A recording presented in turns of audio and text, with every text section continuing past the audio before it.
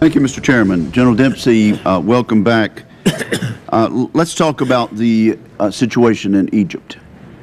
There's been disagreement in Washington about the wisdom of continuing to provide assistance to the Egyptian military in light of recent events there.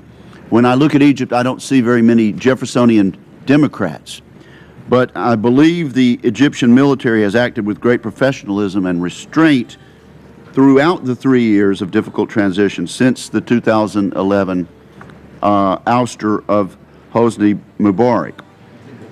I believe one of the primary reasons there's not been far more bloodshed and suffering during this time of transition is the support the United States has provided to Egypt through foreign military sales and military-to-military cooperation. In light of recent events, some have called for the end of these programs. Let me tell you how I feel about this and our commitments under the Camp David Accords, and then let you respond. First, we must maintain the strength of this relationship to enable us to assist and influence Egypt's military leaders.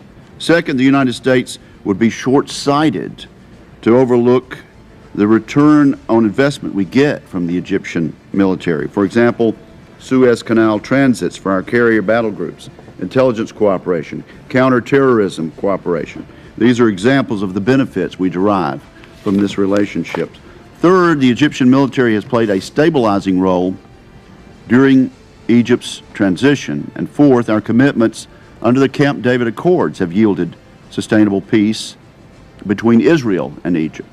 We must acknowledge Israeli Prime Minister Netanyahu's statement this weekend on Face the Nation that the Camp David Accords have been, quote, the cornerstone of peace between us and our neighbors, and it's also been the cornerstone of stability in the Middle East, unquote. General Dempsey, do you agree with me regarding the importance of military-to-military relationships as enablers of U.S. foreign policy?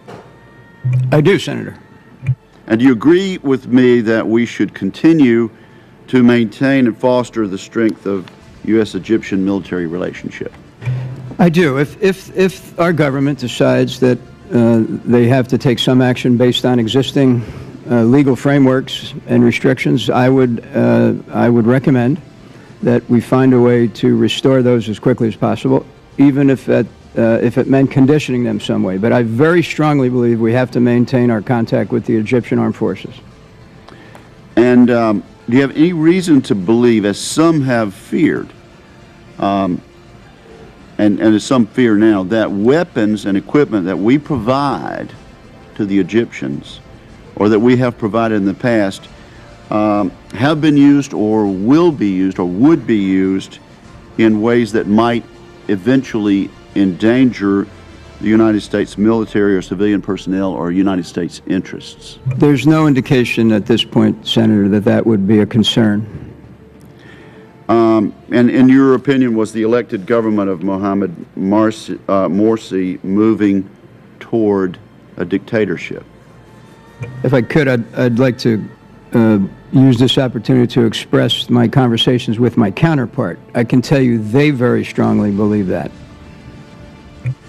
Okay, well, let me just ask you then, before I move on to another topic. I made some pretty emphatic statements. Would you like to elaborate? I'll give you an opportunity to elaborate on what you've said about the relationship that we've had and the assistance and the sales that we've had with the Egyptian military. Thank you. It goes, my own personal experience with it goes back to when I commanded CENTCOM in 2008. And I can tell you that they have, they're a very strong partner of the United States, a very key nation in the region. As you put it yourself, we enjoy preferential passage in the Suez, dynamic overflight. They've committed to the Camp David Accords. The Israeli military considers the Egyptian military a strong partner. And so in my personal experience, which goes back now about 5 years, they are worth the investment.